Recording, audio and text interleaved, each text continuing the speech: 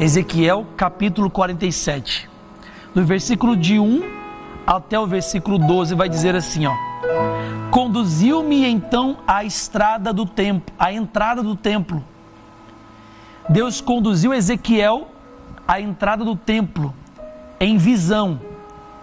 Eis que as águas jorravam de sob o limiar do edifício, em direção ao oriente, porque a fachada do templo olhava para o oriente. Essa água escorria por baixo, do lado direito do templo, ao sul do altar. O homem foi para o oriente com uma corda na mão e mediu 1000 côvados. A seguir, fez-me passar na água, que me chegou até os tornozelos. Mediu mais uma vez mais 1000 côvados, e me fez atravessar na água mais uma vez, que me subiu até os joelhos. Mediu mais uma vez 1000 côvados, e me fez atravessar a água, que me subiu até os quadris. Mediu por último mais 1000 côvados, e era uma torrente que eu não podia atravessar. De tal modo, as águas tinham crescido, e era preciso nadar. Era um curso de água que não se podia passar a val. E ele disse: Viste, filho do homem? E me levou a outro lado da torrente. Ora, retornando, avistei nas duas margens da torrente uma grande quantidade de árvores. Essas águas, disse o homem, dirigem-se para a parte oriental. Elas descem até a planície do Jordão. Elas se lançarão no mar, de sorte que tuas águas se tornarão mais saudáveis. Preste atenção agora, versículo 9. Em toda parte aonde chegar a corrente, todo animal que se move na água poderá viver. E haverá lá grande quantidade de peixes. Tudo que esta água atingir se tornará são e saudável. E em toda parte aonde chegar a torrente haverá vida. Vida. Na praia deste mar estarão pescadores. Eles estenderão suas redes desde Engade até Englaim, e haverá aí peixes de toda a espécie em abundância, como o grande mar. Mas seus mangues e riachos não serão saneados. Abandonados que estão ao sal, ao longo da torrente, em cada uma de suas margens, crescerão árvores frutíferas de toda a espécie. Sua folhagem não murchará e não cessarão jamais de dar frutos todos os meses. Frutos novos, porque suas águas vêm do santuário. Seus frutos são comestíveis e suas folhas servirão de remédio. Palavra do Senhor, graças a Deus. A água que jorra do templo.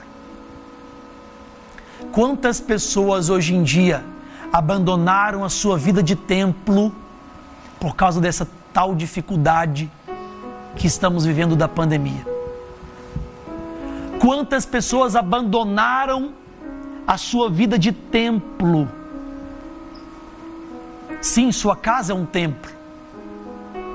Mas muitas pessoas se esfriaram na fé porque deixaram de buscar no templo de Jesus.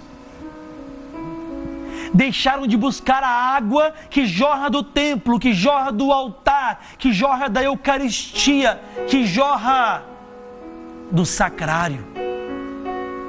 E o tema de hoje do nosso programa é exatamente isso: águas profundas. Mas, Tony, aonde eu acho essas águas profundas? Essas águas profundas?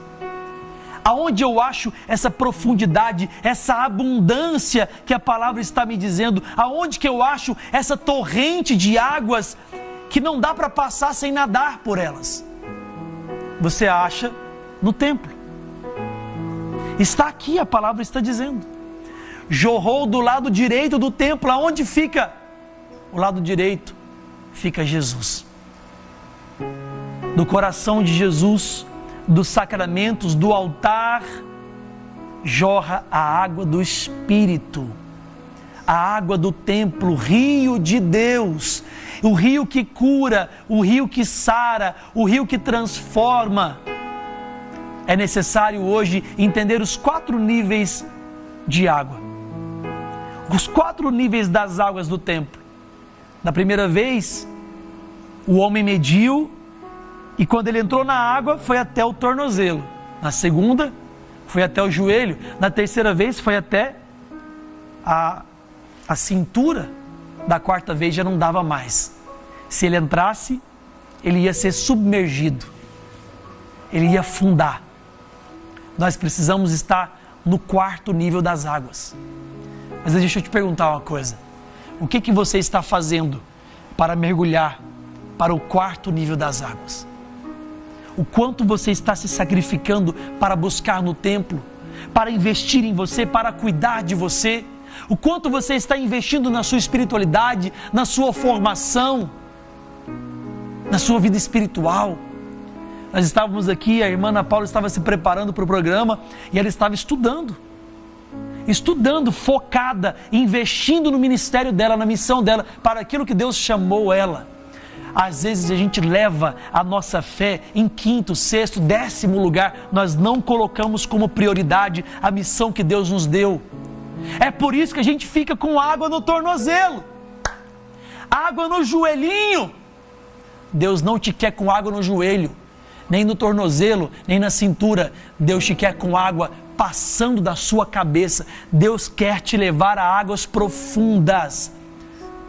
Mas aí não adianta só uma vida emocional na fé.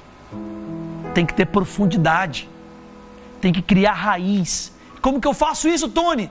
Buscando crescimento, investindo na sua missão, investindo no seu ministério, investindo na sua fé, investindo na sua transformação. Senão não tem crescimento não, minha gente. Oséias é muito claro na palavra: o meu povo se perde por falta de conhecimento. Há poucos dias eu fiquei sabendo de uma pessoa que falava tanto da fé, fazia lives e falava da fé e era um fogo só. Uma semana depois abandonou a fé. Entusiasmo não adianta se você não tem profundidade. Não adianta chorar, arrepiar, cantar, se você não tem profundidade, se você não busca entendimento na palavra, se você não se dedica a crescer na sua fé. Ah, minha gente, quantas pessoas eu vi na minha caminhada de 18 anos, que é pouca, hein? Na minha caminhada de 18 anos na fé, quantas pessoas eu vi deixadas para trás, ficaram para trás, eram usadas, eram intercessores, eram pregadores, eram cantores, cantavam muito, ministravam muito, mas ficaram para trás, porque não se dedicaram a criar raízes na palavra, na sagrada tradição, nos documentos. E a Bíblia fala sobre isso. As pessoas que são levadas por qualquer vento de doutrina, qualquer vento de doutrina que sopra forte, você vai por quê? Porque você não tem raízes. Povo de Deus, Deus está falando conosco nessa noite. Ele quer nos levar às águas profundas e a âncora é a palavra. Você precisa se dedicar mais na sua missão, no seu chamado, no seu ministério. Não é isso, irmã? É isso, meu irmão. É isso. O quanto a gente precisa se dedicar mais na nossa fé. Muitas vezes nós nos fechamos e Deus quer nos levar além. Aí a gente reclama de Deus, fala, porque Deus não faz isso na minha vida, Deus não faz aquilo na minha vida, mas muitas vezes nós não conseguimos corresponder à graça de Deus que nos é oferecida.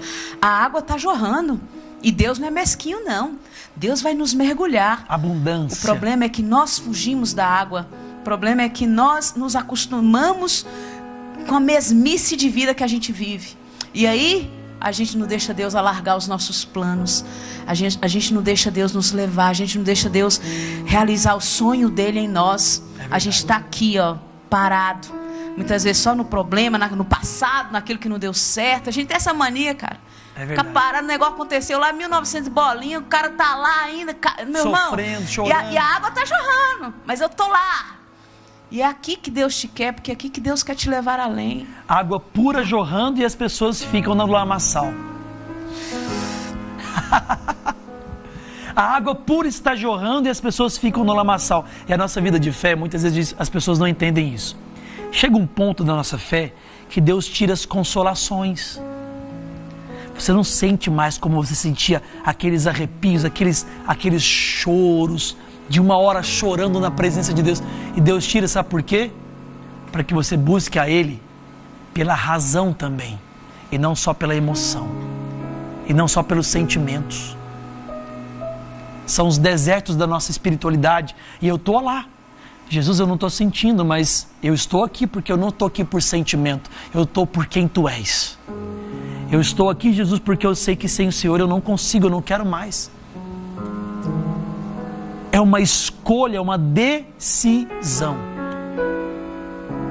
Qual é a decisão que você está tomando na sua vida?